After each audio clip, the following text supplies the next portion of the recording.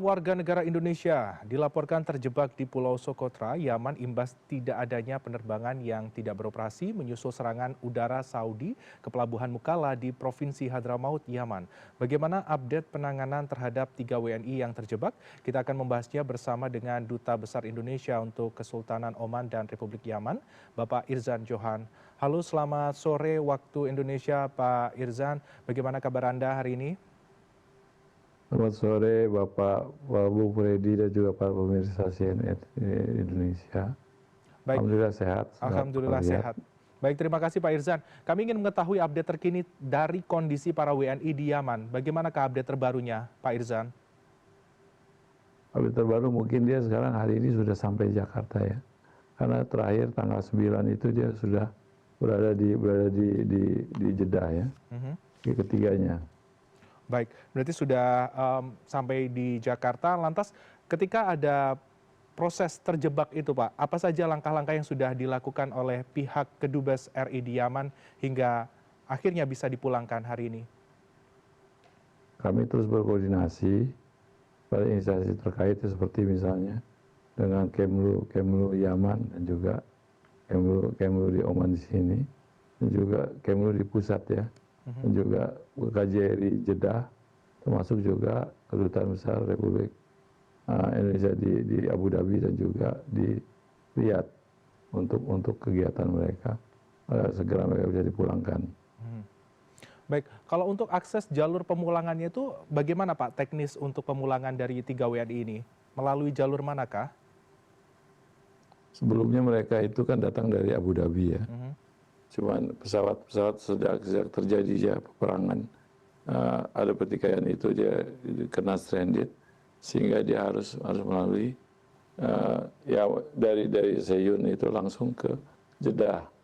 Tapi dua warga negara Indonesia tersebut sudah memiliki visa Schengen, yang satu belum, sehingga dipersiapkan untuk masuk Jeddah. Dan setelah bisa, pada tanggal 8 itu Kemlu Yaman menginformasikan bahwa Yaman Air telah memasuki nama WNI dalam daftar penerbangan Skorta Jeddah. Jadi dia pulang melalui Jeddah. Oke. Baik, berarti melalui via Jeddah langsung menuju ke Indonesia. Seperti itu direct flight ya Pak ya. Selanjutnya dalam proses pemulangan dari 3 WNI ini, adakah kendala yang dihadapi dalam proses perlindungan dan juga pendampingan dari WNI yang sempat terjebak ini, Pak Irzan? Sebetulnya tidak ada, karena komunikasi terus berjalan ya. Kita terus memonitor kegiatan mereka di sana hari demi hari ya. Namun demikian memang penerbangan itu yang belum bisa ada, karena memang masih tertutup ya. Jadi dia stranded di pulau dan dia merasa aman di sana juga. Kita juga sudah memantaunya, aman tinggalnya juga aman dari sebagai konsumsi juga bagus. Cuman penerbangan itu yang kurang ke sana. Baik, terkendala akses penerbangan dan juga perjalanan mungkin ketika berada di Pulau Socotra ini. Lantas ke depannya, apa saja langkah-langkah yang sudah diterapkan ataupun juga mitigasi ataupun juga pencegahan agar kejadian WNI terjebak tidak terulang kembali, Pak? Untuk itu juga kami menghimbau kepada warga negara Indonesia, khususnya ya untuk bisa untuk bisa menjaga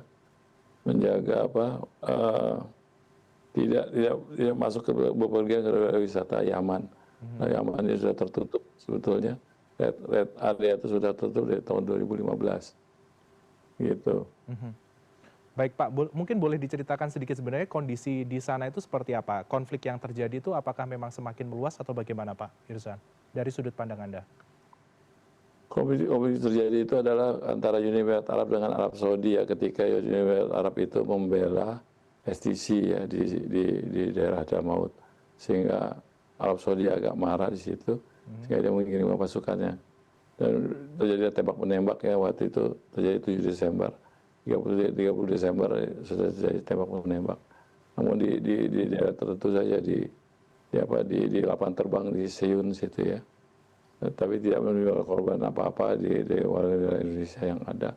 Namun dari informasi yang terakhir, itu ada juga banyak yang kena peluru mati di daerah daerah lapangan terbang saja, sehingga tidak bisa keluar masuk saat terbang itu tidak bisa Yamani Air masuk ke sana.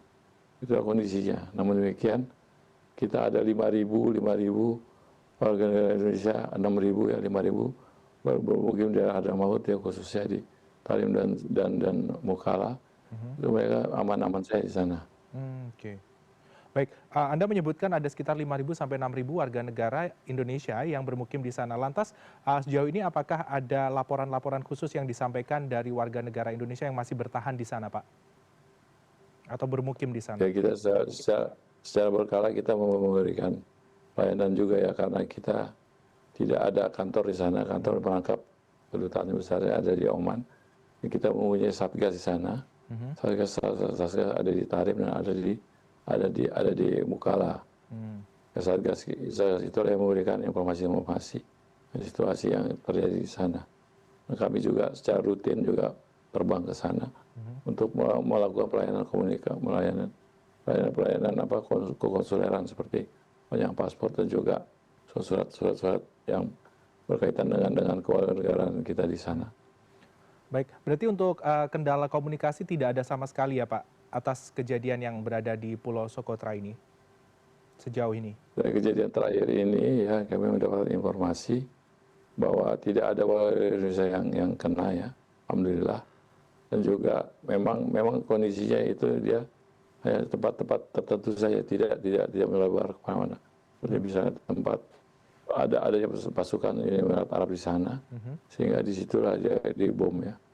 Ya terakhir ada di Mukalla juga di pelabuhan itu, kena juga dibom ya. Tapi informasi kami terus himbau kepada masyarakat Indonesia untuk tidak mendekat atau tidak ikut campur dalam pertikaian antara dia sendiri. Oke, Pak mungkin terakhir terkait worst case-nya apakah ada rencana yang akan diterapkan apabila ada kondisi yang semakin memburuk di sana terkait proses evakuasi dari warga negara Indonesia nantinya?